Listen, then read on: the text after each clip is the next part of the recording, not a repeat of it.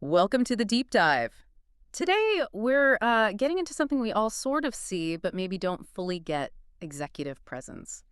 Think of this as like your guide to sounding like you're the one in charge, even if, you secretly still sleep with a stuffed animal. Yeah, our mission today is really to unpack this idea of executive presence. Hmm, It's that, well, sometimes hard to pin down quality that makes people perceive you as a leader.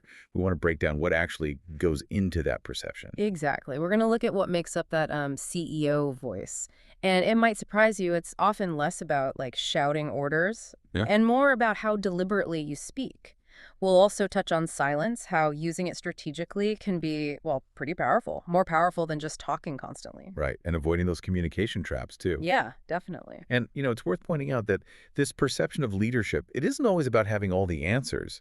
There's some interesting stuff suggesting many execs are, well, navigating things they don't fully know, relying heavily on how they come across. Which is kind of empowering, actually, for you listening, because by the end of this, you should have a much better handle on the techniques that build that sense of authority and, crucially, how you can use them yourself. Okay.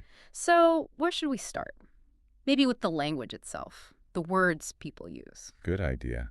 Let's talk about what some might call executive BS. Yes. It's a really interesting thing where language seems specifically designed to, well, create an impression of deep thought or strategy. Oh, yeah. We've all been in meetings and heard things like, we need to leverage cross-functional synergies to ideate disruptively. Whew, it sounds impressive. Yeah. But, like, what does it actually mean? Sometimes it feels like the point is just to sound important, not necessarily clear. And what's really key is how nonverbals often go hand in hand with this.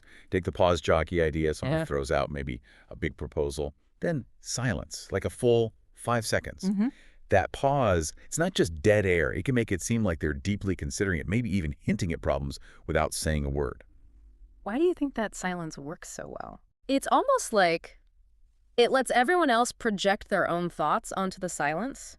They assume there's deep analysis happening, maybe. We tend to associate silence with, like, seriousness, Because, yeah. which ties into how leaders sometimes handle questions, Yeah. right? Not always directly. Exactly. Think about the question dodger.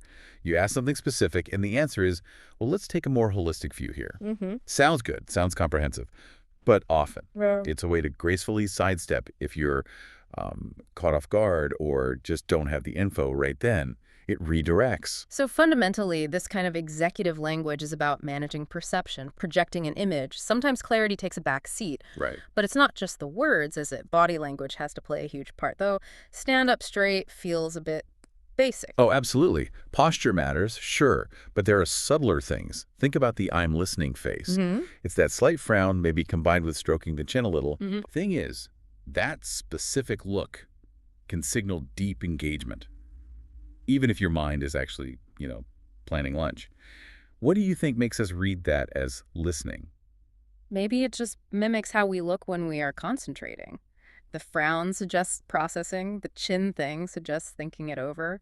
It's like you're performing listening. Yeah, exactly. And then there's the entrance, the power entrance, which isn't about bursting in, right? No, quite the opposite usually. The power entrance is often about moving deliberately, maybe even a bit slower than everyone else. Some people even add a little flourish, like casually sipping coffee as they walk in. It gives off this air of being unhurried, totally in control. How's that different from someone rushing in looking stressed? Well, the slow pace, the casual sip, Mhm. it suggests you're not flustered, not reacting to others' urgency. It implies status, I guess. What about actual physical contact, like shaking hands? Even that can be played strategically. The handshake sabotage. It's where you hold the handshake just a fraction of a second too long. Oh, I think I know that feeling. Right. It's a tiny violation of the norm. Makes it memorable. And that slight awkwardness people feel, sometimes they might subconsciously link it to the perceived power of the person doing it. Wow. These tiny things really add up. And this isn't just us guessing, right? There's science behind how fast we judge people. That's right. Social psychology research shows we make initial judgments about things like authority, competence Mhm. within the first few seconds, often cited as around 7 seconds. 7 seconds. Yeah. So those initial nonverbal cues, they carry a lot of weight. Okay, 7 seconds. That really hammers home why these details matter. So we talked about the nonverbals, the pauses. What about the actual words themselves? Are there specific swaps we can make to sound, well, more in charge? Definitely. Word choice is huge. For example, instead of starting with, I think, Which sounds hesitant. right, try something stronger, like data suggests. Now, the Yeah. data doesn't need to be, some massive research project. It could just be something you've observed internally or a trend you noticed. The point is the confident framing. Okay, data suggests. I like that. What about interrupting? We're always told not to, but sometimes you need to jump in. Sorry to interrupt. Feels a bit weak, though. It does, so reframe it. Instead of apologizing, try building on that point Hmm. or adding to that. It implies your comment is a natural follow-on, that you have a right to contribute to the flow. Much smoother.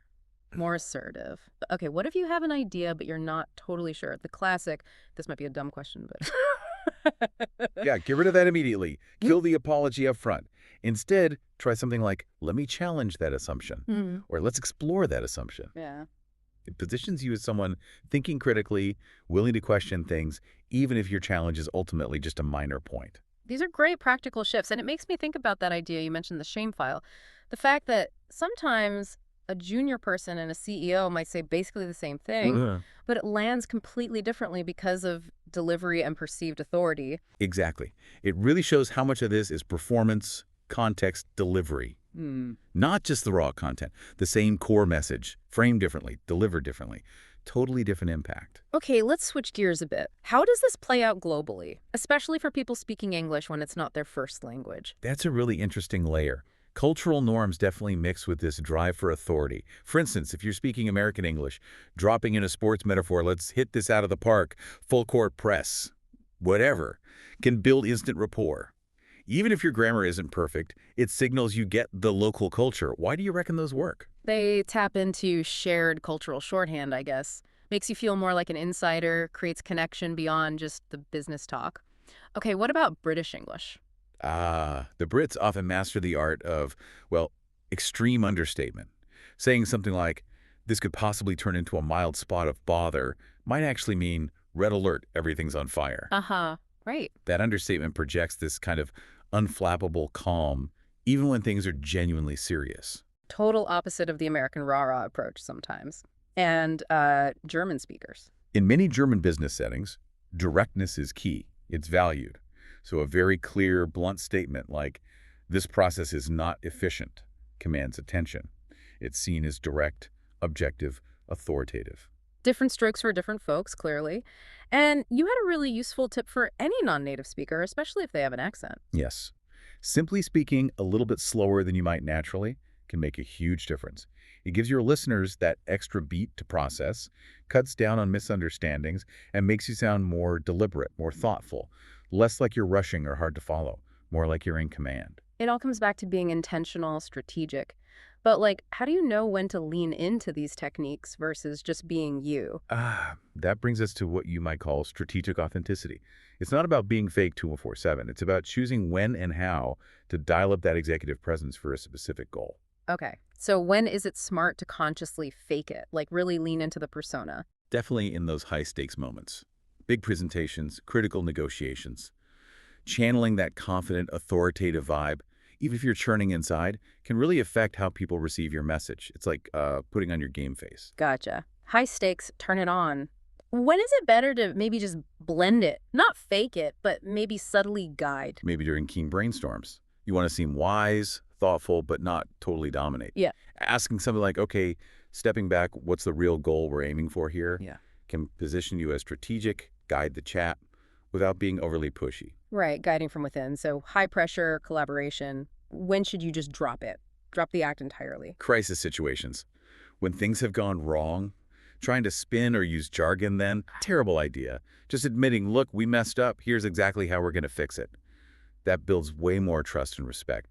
Honesty in tough times shows real strength, real accountability. That makes total sense. And didn't you have a story about someone where honesty actually helped their career? Yeah, we heard from a listener who actually got promoted not long after admitting in a meeting they needed to quickly Google a term. Really? Yeah. They said something like, just to make sure I'm tracking correctly, let me quickly clarify that term. It came across as diligent, responsible, not clueless. Wow. That's a great reminder that transparency can sometimes be the strongest move. Okay, time for everyone listening to try this out. What's the homework from this deep dive? All right, two things. First, Get your phone, record yourself saying this phrase. Right. We need to discuss the Q3 projections. Okay. Then listen back. Honestly. Does it sound like a CEO? Or maybe more like an intern asking for the coffee order? Just be objective. Good one. And the second part. Second, think about a leader. Maybe someone you don't even particularly like, but you have to admit they're effective. Identify one specific power move they use. Could be a phrase, could be a way they hold themselves, anything. And then consciously try it out yourself. Just once or twice. See how it feels, see what happens. Think of it as like borrowing a tool for an experiment. Their loss, your gain, maybe. Excellent homework. All right, join us next time on The Deep Dive. We'll be tackling another tricky workplace topic, how to survive toxic workplaces without becoming the villain. Until then, stand tall, speak deliberately, and remember, a lot of visionaries might just have really good presentation skills. And hey, if you want a quick checklist summing up some of these voice and presence tips, the fake it till you make it list, just send a direct message with the phrase #ExecutiveVoiceGuide to @EnglishUnlocked. So why does all this stuff matter? Well, hopefully it pulls back the curtain on leadership, makes it feel less mysterious, and gives you actual practical things you can try to communicate more effectively. Plus, it helps understand the dynamics you see playing out at work every day. And just imagine, for extra insight, what if a big-name CEO admitted they rehearse those off-the-cuff remarks? Or if we compiled a jargon graveyard of the absolute worst, most meaningless leaders speak? We're also kicking around the idea of a poll. Which executive cliches drive you crazy? Let's circle back. I have a hard stop. We'll need to punt this. We'd love to know which ones make you roll your eyes the hardest. All served up with insights, but hopefully keeping it fun, right? Like a TED Talk that also gently makes fun of itself. Thanks for joining us for this deep dive.